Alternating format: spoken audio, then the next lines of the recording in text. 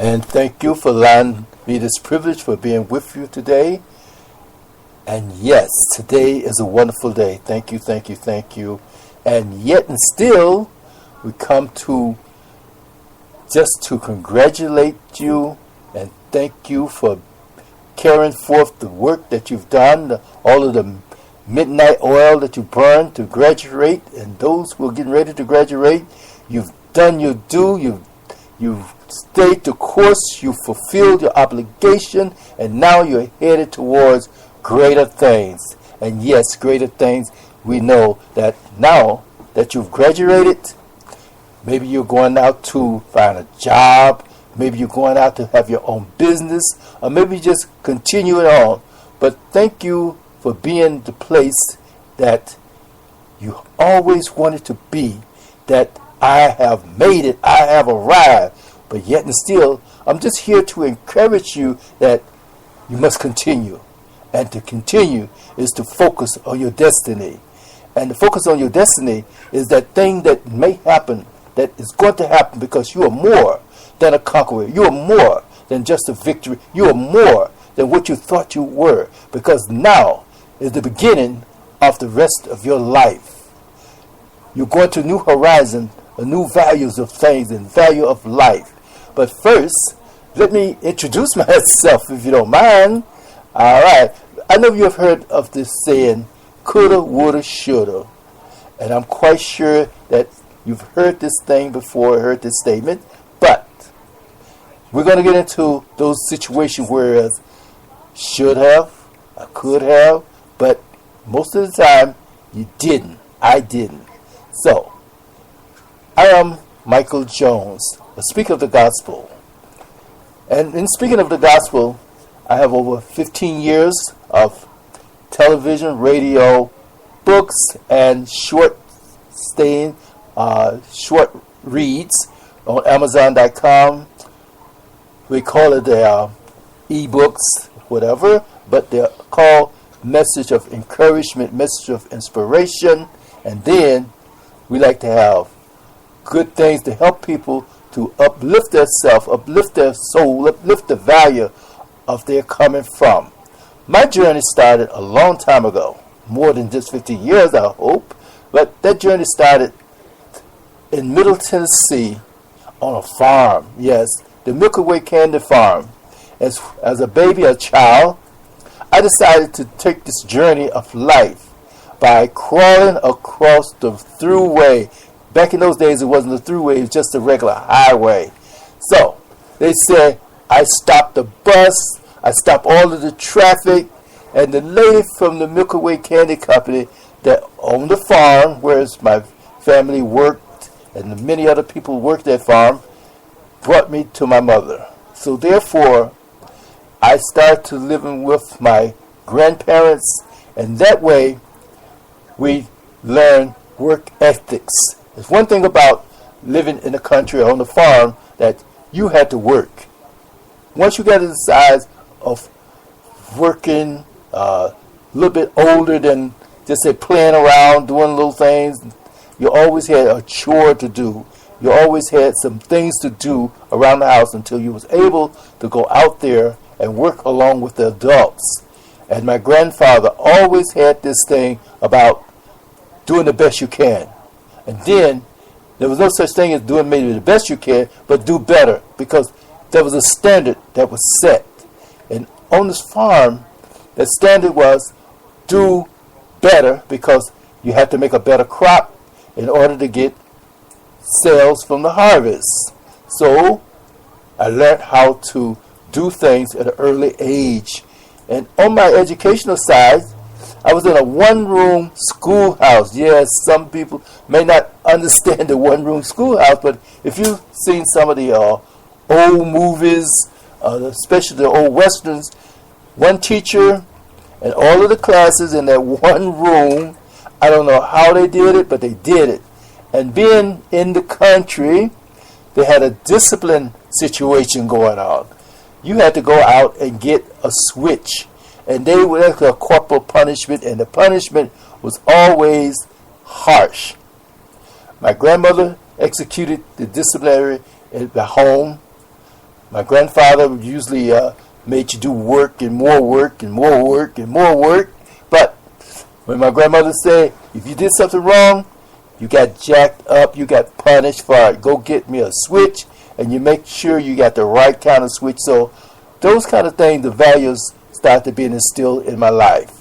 So again, going to high school, that entrepreneurial value took place because I was the first person in my school forever to start to raising turkeys and to sell them to my high school teachers. I was an entrepreneur even at an early age because we also had different products on the farm that the grandparents let me take to the market to sell, and the money was ours as long as we bought something of value: clothing, food, no junk, no candy hardly.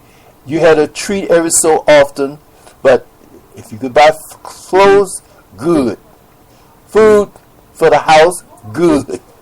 Not for yourself like people do nowadays. So anyway, going through school and then losing my father at the age of 14 from a domestic violence, shotgun wound. And it was traumatic because I never really got to know my father. So anyway, after he died, I decided that I wanted to go to live with my mother in Detroit. So I'm leaving the farm life. I go to Detroit. I want to go to the University of Detroit. Lo and behold, I couldn't pass the college entrance exam. And taking the test from the state and the University of Detroit, I found out that all of the schooling, all of the education that I received in the South came up to being an 8th grade education. But I didn't let that deter me. I didn't let that bother me so much, even though it hurt a little bit, but it was only temporary because in that temporary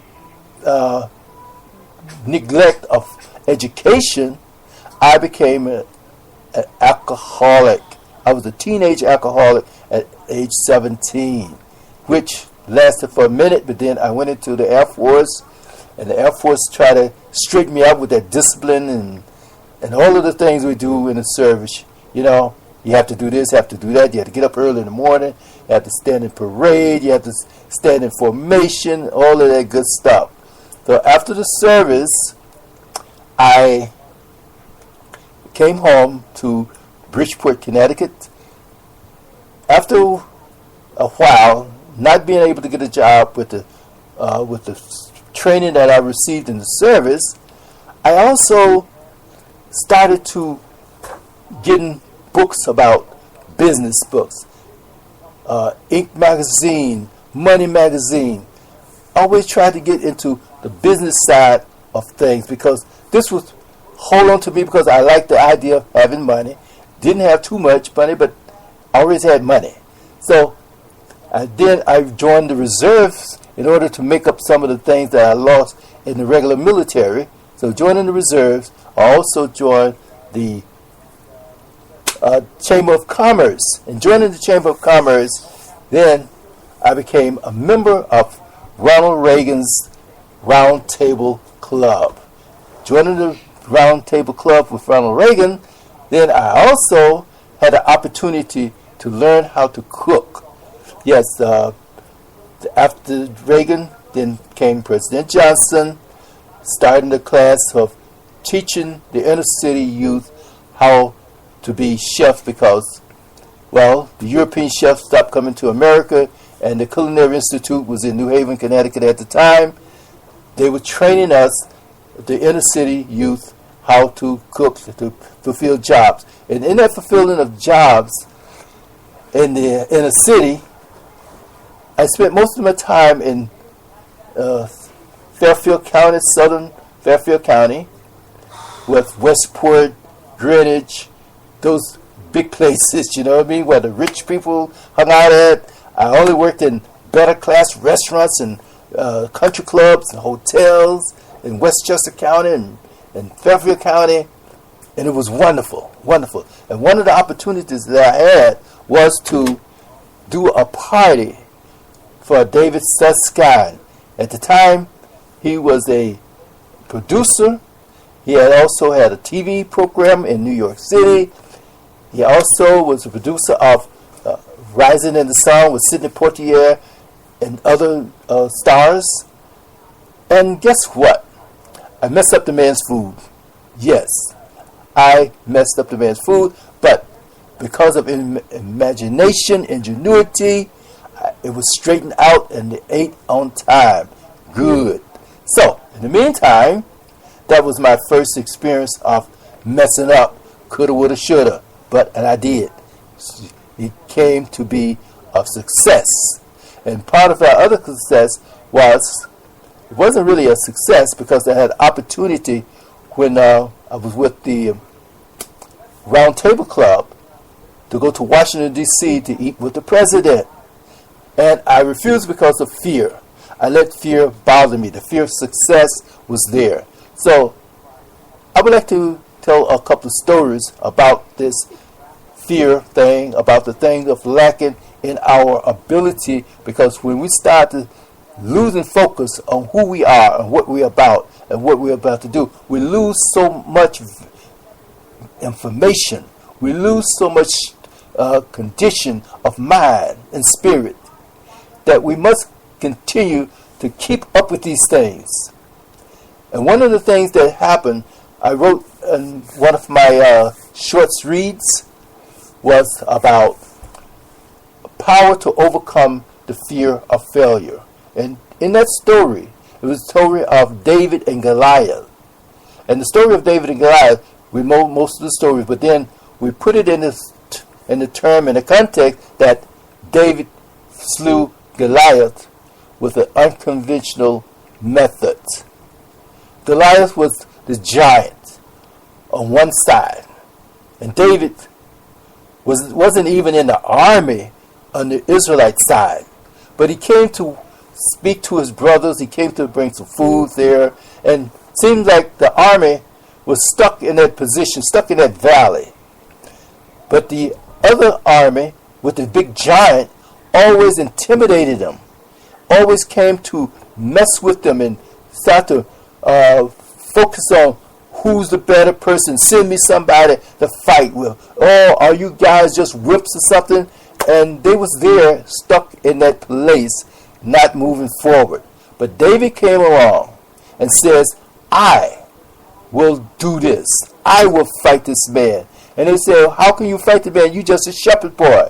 But David said, wait a minute. I killed a lion and a bear. I have confidence.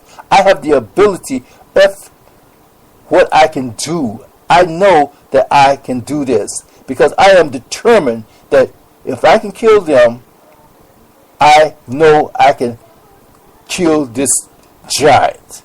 So with that, David took stones with a slingshot and killed the giant. Rock in the head, bam, out of here, cut his head off. The Israelites moved out and overcame the Philistines. So now, the other story is that in one of my books, it's called Thinking Determines Your Destiny. It's about a story of an eagle. A farmer finds the eagle and raises the eagle up. Now, the eagle was on this farm with other birds, ducks, geese, chicken, turkeys, so far. All the other fowl on the farm pecking the ground, getting food. The eagle trying to peck in the ground, he was hurting. He was out of place. And this is the story of being out of place. The eagle being out of place, trying to peck into the ground. So for a while, he was doing the best he could, suffering from malnutrition and all that stuff. He was undernourished. He felt that he was handicapped. Now the eagle being handicapped, he felt that he has a disability. So another eagle flew over one day and swooped down and saw this eagle pecking in the ground and said, "Why are you pecking in the ground?" The eagle said, "Well, I'm trying to eat. I'm hungry." And the other eagle said, "Well, do you know who you are?" He said, "Well, I see these other birds where I have a disability. My beak can't peck into the ground like the other birds do, so I am hungry and I feel I'm out of place and I have a disability. So the other eagle said, come with me. So the other eagle take this eagle and fly up. Now the eagle has not been able to fly too far, but with the other eagle, he had to push himself, going through some trials and tribulation, push himself to the strength and the determination that he must do this. Aches and pain, he kept pushing himself to get the heights way above and beyond. And then he see other birds flying way up in the sky. Now, he said, watch. He saw an eagle scoop down into the water and down into the water and picks up a fish with his talons. Now, this fish was large, and he goes up to a nest in the cliff of the mountain. So the other eagle take this young eagle and say, now come with me, let's go eat. Now, the eagle goes over to the other eagle's place, and they eat the fish. Said, this is what you're supposed to eat. Fresh fish, not worms, dirt, and insects pecking in the ground. You are not in your calling. You don't know your ability. And this is what happens to us. And we put these stories together. We see that when we stay focused on our destiny, you put aside that place whereas I am disabled. You find out who you are and what you're about. And that's why we need each other together in strength to teach and to encourage each other. If you see someone out of place, you help them. You know who you are. You know the value of what you are about. And then maybe trying to get to where you need to go, it may be a little harder. So as we pass the day and come into this place, whereas you were a place whereas I know that I'm graduating, I know that I'm heading towards something new, something different, but I know that this is not it. So you push yourself even farther. You don't accept a disability. You're not here to be like other people. You are different. And each one of us in life are different. You are a master. You are greater than just say, well, I don't want to be better than anybody else, but you are the best that you are and the best that you can be because you are made special and you are made unique. And what you have is uniqueness. So therefore, what you have to do in life is unique, is different. And with David, he came with the ability to do something. He used trial and error because I'm quite sure first time he used the sling, he didn't really kill a lion and a bear, but he probably was running off wolves. He probably ran off a lion or a bear trying to get at the sheep one day, and he knew that he wounded a lion or maybe wounded a bear or whatever, but he found out that if he struck in the right place, he practiced. And this is why today we have to practice, and make yourself even better. We come to this place whereas we have used our trials, used our circumstances and situation to make ourselves better. And just because we make a mistake, it doesn't mean that you will be fearful of losing. See, we don't come to the place whereas I'm afraid of making a mistake. I'm afraid of failure. We dismiss that fear. We dismiss that place whereas I know that maybe that doubt in our mind. Now that you're moving out into better things, into greater things in life, now that you're taking hold of life in a different way, in a different perspective, you're always going to come to a place whereas there's going to be some situations that come up. There's going to be some challenges, and you have to come into that place whereas, have I seen this before? Have I been here before? Do I have the confidence and the determination to overcome this? Do I have the strength and the fortitude to overcome this situation? And then you see that, yes, I do. Because you think in a positive way. You think that you know. And you have that encouragement from others. Instead of the soldiers trying to encourage David, at first they made a mockery of him. Oh, you just a kid. You just coming over here, and you know you shouldn't do this. But David assured them. We have that assurance that we can do this. And if you blow it, you just blow it. But you try again.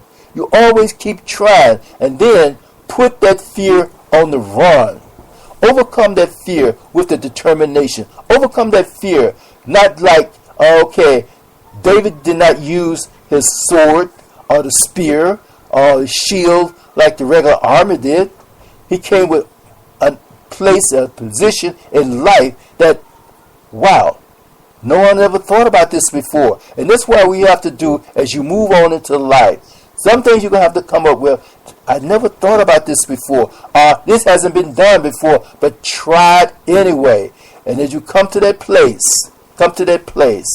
of success, come to that place better than success, come to that place whereas you can support and help others to come to that position, that ability, and encourage them to be better, encourage them to do better, encourage them to keep going. Never give up, but always seeking the better thing, seeking another thing, seeking that imagination, just like I did when I messed up David Suskind's food that night. We're getting ready to serve this dinner party. I don't know who all was there. It could have been other people that from the city of producers and directors and big shots. I don't know. But the point of it is that I had to do something. I had to use an imagination. I had to come up with an idea of try this, try that. And I only had a few minutes to work in. And those few minutes paid off. Sometimes we don't have those few minutes. Sometimes we have to operate right here, right now. So you have to think about these things as you go forth. Think about them. And then, who will it benefit? Will it benefit yourself, or will it benefit those that you are going to serve? Will it benefit those that you're working for or working with?